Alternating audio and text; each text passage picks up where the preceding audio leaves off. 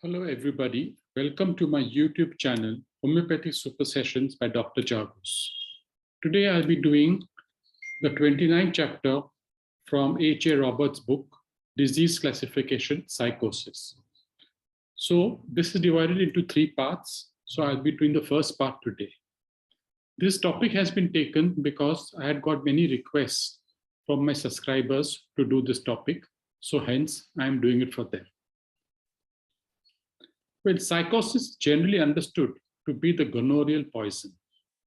We should, however, make the distinction clear between gonorrhea and sycosis. So now, Robert says that now let us find out what is the difference between gonorrhea and sycosis. So gonorrhea is the acute infection of the gonococci. It has an incubation period of 5 to 10 days to develop urethritis after an exposure. So gonorrhea is the actual gonorrheal disease, and the incubation period of 5 to 10 days before urethritis develops after an exposure. The local manifestations are thrown outward by nature due to the insult of the vital energy to the infection. So when the person has gonorrhea, the vital force is overburdened or is insulted. So it throws it out on some local part of the body in order to save the person's life. If gonorrhea is thoroughly and completely cured, practically no sycosis ever develops. So if gonorrhea is completely cured, then sycosis will not develop.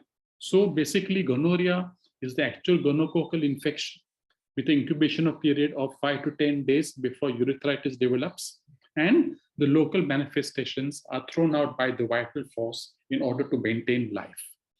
Now, sycosis is, so the word sycosis is used when the gonorrhea is suppressed. So sycosis is established after a suppressed gonorrhea. So basically, when a person has gonorrhea and if it is suppressed by the so-called modern treatment, then sycosis will develop. If, however, it is suppressed by external means, then it invades every cell, living cell in the body, and becomes a systemic stigma.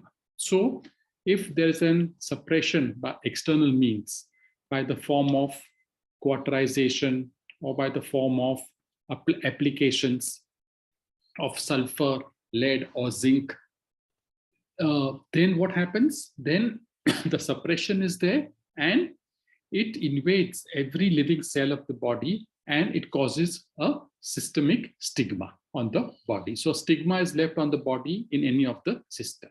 It transmits its deadly destructive forces to the offspring also. So also in the offspring, or it is transmitted from generation to generation, from family to family, if the gonorrhea is suppressed. So sycosis is transmitted from generation to generation, from family to family. The suppressed gonorrheal infection first shows itself in attacking the blood and producing an anemic condition, and a general catarrh condition is set up. So basically, if the gonorrhea is suppressed, then sycosis develops and it manifests itself in the form of anemia by attacking the RBCs. Many a times, inflammatory rheumatism also develops. So also another feature of sycosis is inflammatory rheumatism. Not only that, but inflammation follows in the soft tissue and the changes occur in the fibers of the muscles too. Sometimes stasis develops in the lymphatics and there is swelling in the groin and inflammation in the prostatic gland. So as you all know, sycosis, it deals with stagnation, it deals with edema, it deals with overgrowth. So out here, if the lymphatics are affected, then what happens? There is stasis in the lymphatics, as a result of which there is swelling, and as a result of which there is inflammation, and especially in the lymphatic in the groin region. And also the prostatic gland can get affected, it can get enlarged, it can swell, and it can cause different manifestations. However, these constitutional symptoms are not seen when the initial gonorrhea is cured by a homeopathically indicated remedy, and if there is any constitution taint, it is a mild form. So, however, if the constitutional symptoms of the initial gonorrhea is cured by the indicated homeopathic remedy, then it is fine. But the transmission of this gonorrheal poison or sycotic poison will depend upon the stage in which transmitted to the infecting individual. So naturally, the transmission of the gonorrheal poisoning or the sycotic poison will depend upon which stage the individual is in. If it is a true gonorrheal infection, true gonorrhea will be transmitted. If it is reached the secondary stage, which usually comes on 3 months after the first stage has subsided and may be delayed for a full year, the other person will develop the condition at the same time, at the same stage as that of the infector. The secondary and tertiary symptoms of psychosis can be entirely eradicated by homeopathic treatment. So if the correct homeopathic medicine is given, then we can definitely treat the psychosis. In the secondary period of psychosis, almost every disease that may arise takes on an inflammatory nature. So out here in psychosis, again, inflammation is marked.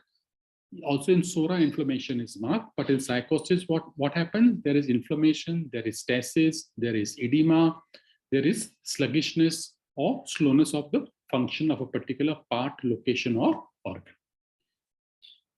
So the inflammatory could be acute, subacute, or chronic, or it may vary from very mild to very malignant fever. Now, example which Robert has given is that a newly married, perfectly healthy girl soon becomes ill. It is due to the fact that the secondary symptoms of psychosis has been transmitted to the extensive mucous surface of the female organ. So a newly married girl is there, she becomes ill. It is because of the transmission of psychosis on the mucous surface of the female organs. Many a times a single organ may be involved, like the ovary, with its cystic manifestations. So here again, another manifestation of psychosis, that is involvement of the ovary with cystic manifestation. So cysts in the ovaries, again, they are psychosis. Or a fallopian tube getting involved, which manifests itself with inflammation, or inflammatory of the fallopian tube also. An anemic state develops in the blood, which affects every part of the organism, which comes on gradually until the whole system is affected. So as you can see, the organ is affected, then the blood, there is a destruction of or there is an anemic state, as a result of which every system of the whole system of the body is affected. She becomes pale and puffy, there is no stamina, her muscles become weak. So she becomes pale because of anemia, she becomes puffy again because of anemia. Of course, there is no stamina and the muscles become weak. So all these are the constitutional traits of the psychosis. The anemic condition arises from the stigma because psychosis destroys the red blood cells through imperfect oxidation of food. So out here, the anemic condition is there. And why is it psychosis? Because of the destruction of the red blood cells because of imperfect oxidation of food. So because of imperfect oxidation of food, the anemic condition is there in psychosis.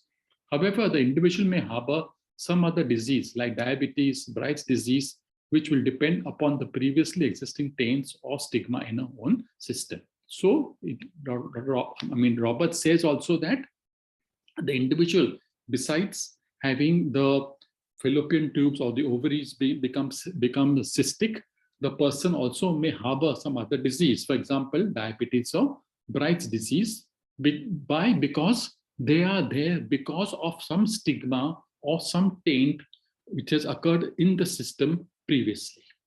So this is what he wants to say, giving this example. So that's all for this part 1. Please be